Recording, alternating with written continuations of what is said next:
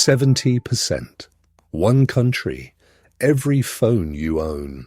In April 2025, Beijing did something most viewers never noticed. It restricted exports of 7 rare earth elements. And within days, executives in Cupertino, Detroit, and the Pentagon were on emergency calls. Rare earths aren't actually rare. They're 17 metallic elements scattered through the Earth's crust. The problem isn't finding them. The problem is that almost no one outside China can refine them at scale. Right now, in the device you're watching this on, there's a tiny magnet made of neodymium and dysprosium. It vibrates when your phone rings.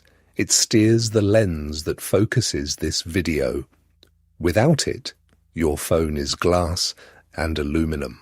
The 7 elements China cut off in April are samarium, gadolinium, terbium, dysprosium, lutetium, scandium, and yttrium.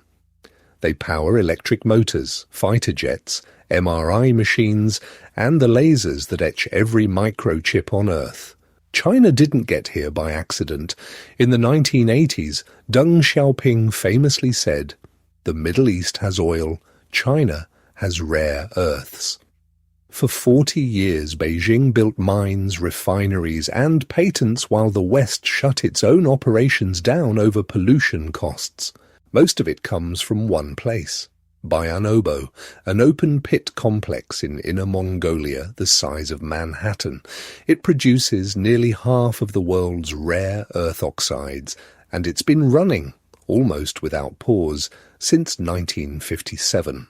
But mining is only step one.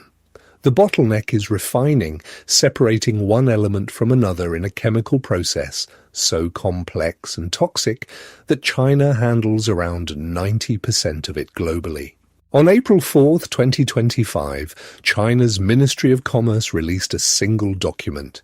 It required export licenses for 7 heavy rare earths and the permanent magnets made from them. No formal ban, just paperwork and silence on approvals. Within 2 weeks, Tesla warned of production delays on its Optimus robot. Ford reported magnet shortages. Lockheed Martin disclosed inventory of just months for the F-35 fighter, which uses around 400 kilograms of rare earths per aircraft. For Beijing, this wasn't really about magnets. It was a message delivered through a supply chain that the West had spent 4 decades politely ignoring.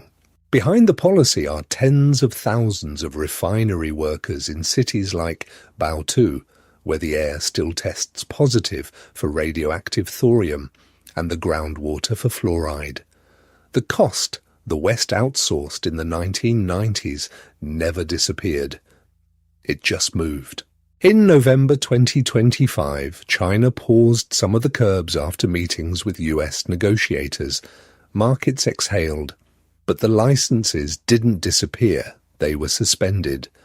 Beijing had just demonstrated in 7 months that it could turn the tap off whenever it wanted. Analysts at CSIS called it the most significant use of economic statecraft of the decade, because unlike oil, you cannot stockpile rare earths at meaningful scale. And unlike chips, you cannot build a refining industry in 18 months.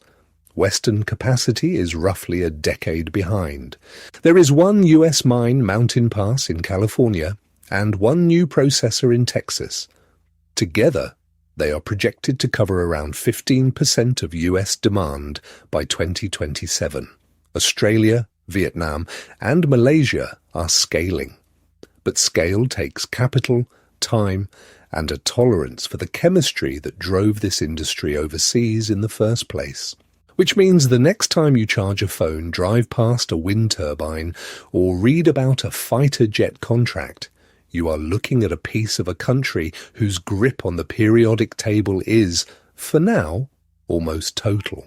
I'm Traced, where your stuff really comes from.